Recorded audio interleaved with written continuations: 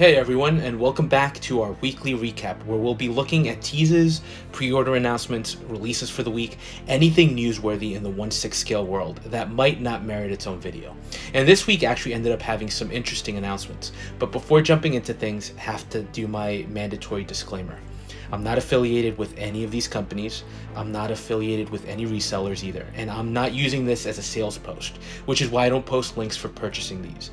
Purpose of these videos is just to discuss interesting news posted essentially on social media that impacts 6 scale figure collecting, and in particular things I find interesting or worth discussing, or even products I'm tempted to get for my own collection.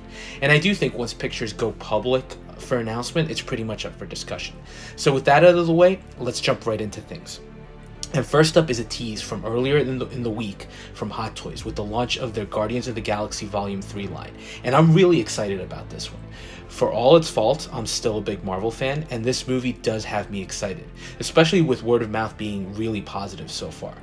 So, we already got Groot up for pre-order, and yes, my pre-order for that one is in, but we also got this picture showing the rest of the team, including Star-Lord, Rocket, Nebula, Mantis, and Drax, all wearing a standardized team suit of sorts. Now, I personally really like the team suit look. I have the full team from the original Guardians, where they all have their unique appearances.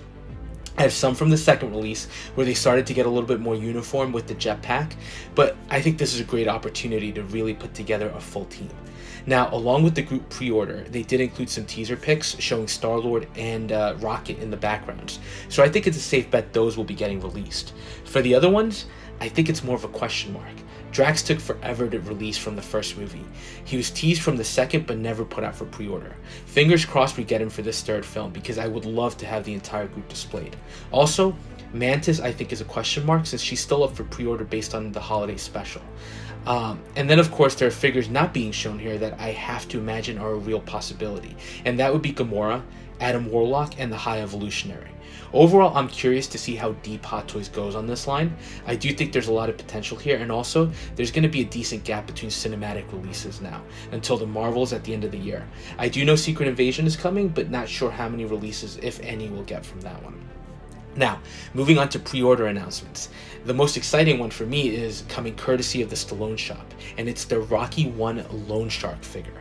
So let me start off by saying I did order the Cobra figure, and I think that one is tentatively scheduled for a release at the end of summer, so hopefully it turns out well, and I think there is a review floating around already that seems really positive.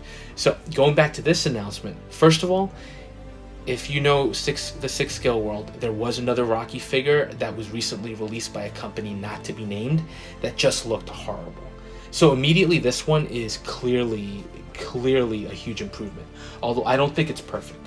Now it's coming in 3 versions, a standard, a deluxe, and an ultimate, and the difference being that the deluxe adds a diorama base, which is apparently magnetic, so let's see if Sly can do this better than InArt did, and it also adds an extra head sculpt. And finally, the ultimate comes with a total of 3 sculpts and adds Rocky's turtle tank.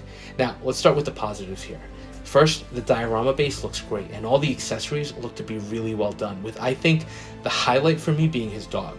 Whoever did that sculpt work and paint work on the dog just killed it. Like, absolutely delivered a top-notch piece. And the same goes for the turtle, surprisingly, and the tank. There's a lot of really great looking detail there that hopefully carries through the production pieces. Tailoring on the clothing also looks to be top-notch. I think the jacket might even be real leather, but I'm not sure about that. Here's my issue, and it comes down to the sculpts. And it's the issue I had with the Rambo figure, and to a degree the Cobra. And it's the paint apps. The sculpt itself looks awesome. I think the likeness to Sylvester Stallone is 100% there. What ultimately betrays it, though, I think is the paint app. As a collector who has held top-notch Hot Toys figures, Damn Toys, and so on, when paint apps are done really well, they just elevate the figure and give them an added sense of realism. And yeah, I know that's because we as collectors look at the pieces close up, and maybe from a distance it won't be as noticeable, but here I think that's what's making the sculpt seem a little off. There's just some level of detailing missing. Hopefully they fix it before the final release, as I do think they did that on the Rambo. So I do feel like they're listening, and look, for the cost of these, I would hope they would fix them. You look at X06, who I really like, and a lot of the issues can be forgiven for me based on the price point. Here they're charging Hot Toys or beyond level money, and I just think they need to make that slight improvement. If they can do that, I think these figures are just going to continue to sell, because everything else here, from the accessories to the clothing, just looks incredible. And one last note, they are calling this the Rocky Legacy Collection, so I think it's just going to be the first of many. And hopefully they have the rights to do some of the other characters, because I'm personally hoping for a Rocky 4 version with Drago. I did have the Hot Toys ones at some point, and they showed their age, unfortunately, so I could definitely go for an update. And then, I've said it before, hopefully we get John Spartan from Demolition Man, Gabe Walker from Cliffhanger, and Ray Tango from Tango and Cash. Like I said, I've got the Cobra on order, so fingers crossed that one delivers, because then I'll definitely be in for more from the Stallone shop. Next announcements are both from Hot Toys as part of the main 4th releases. So, as we start looking at Darth Sidious, I'll say this. I know a lot of Star Wars fans are disappointed at what got announced. Not because of the figures themselves, but more so because there was a lot of hype going into May 4th. Even Sideshow was advertising big events and discounts, and it's just funny to me that they did some previews, and they actually ended up showing the 5th brother and the 4th sister figures that had been teased before from Obi-Wan. They actually showed them, and I think that was a missed opportunity to put those on pre-order. Not that I think those were the figures people were asking or clamoring for, but I do think they seem ready to go, and I think it would have made May 4th seem a little bit more than it ended up being. But anyway, I'm sure you're tired of hearing about these two figures since they've been talked about to death, so I'll try not to go too crazy, but starting with Sidious, I think he looks good. He's been branded from the Clone Wars, but in the slight variation where Hot Toys is doing more realistic-based sculpts, as opposed to the animated ones. And I do think the detail work on the sculpt is fantastic. I agree with a lot of people that are saying that it's not 100% there, but it's really close. And I like that malevolent smile that they gave him. It's definitely fitting of such a manipulative character. The other thing I'm a sucker for are the dual lightsabers. I think in the action poses he does look great as well, just still curious how that USB feature is going to work. I definitely prefer it over the button cell batteries, but I want to see what the execution is going to be for that. This one is a pass for me. As good as it looks, I just don't need a Sidious in my collection, but hopefully if you were looking for this one, you're excited. Although again, I do know a lot of collectors were hoping for an updated Emperor from Return of the Jedi. Now with Star Wars, Hot Toys has done some 2.0s of some of the older figures, so there might still be a chance down the line, but for now, this is what we got. Next one we're going to just talk about really quickly, and that's the Clone Commander Fox. So I'll start by saying, I'm sorry if I'm not super enthusiastic about this one. I haven't watched the Clone Wars series at all. It's been on my list for a while, but there's just so much else out there right now to catch up on that it's really kind of at the bottom of the list. I do want to watch them, but I don't know when I'll get the chance to do that. So I say that just so that you understand that I unfortunately don't really know who this is supposed to be, and I don't really have any connection to the character. So everything I'm saying is based purely on the figure, and unfortunately to me it just looks like another clone trooper. It's a good looking trooper, of course, but it just seems to be more of a color variant at this point. If you're a clone or trooper collector, this might definitely be for you, but for me it's a pass. For troopers, I like those unique looking ones, like the Bad Batch. Those were really exciting because they were unique. There was a lot of personality to the sculpts, and all the armor they had was essentially customized, so it felt like you were getting something new. Here, not so much. Again, I don't mean to be a downer. This is just my take on it. But I know a lot of you out there like the variety in troopers, so it's another possibility here for your collection. Next, we have a late minute edition from today, and that is the Justice Teen figure from 11. Again, kind of like the quirky third-party names, but if you didn't know, it's a pre-serum enhanced Steve Rogers. We've already gotten a version of Steve Rogers from without the enhancement from the What If series. I did end up passing on that one just because the animated look of the figures really didn't fit in with the rest of the MCU setup I have.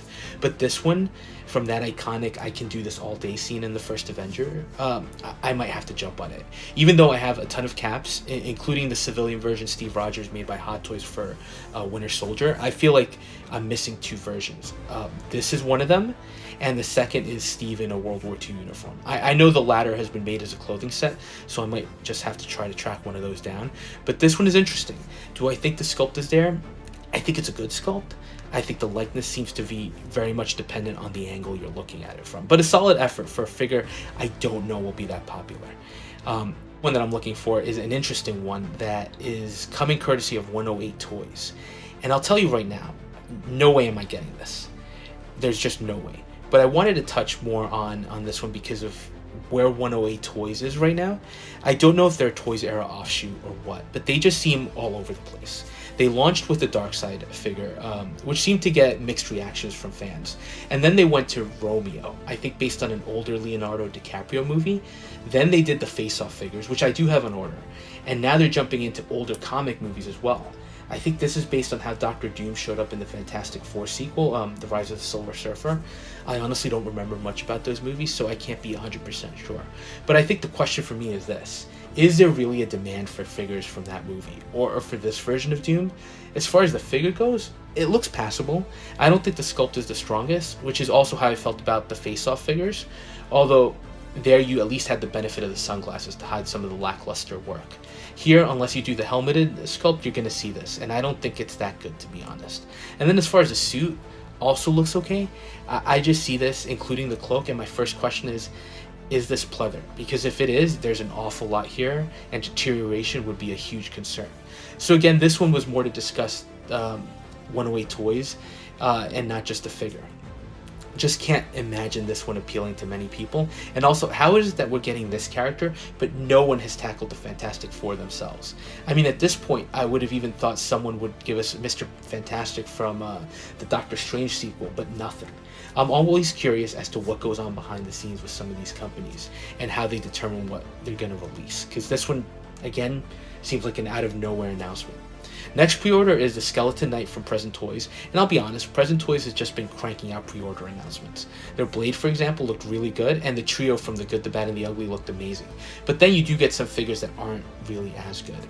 I haven't had any direct experience with Present Toys. The Good, the Bad, and the Ugly figures are going to be my first foray into the company.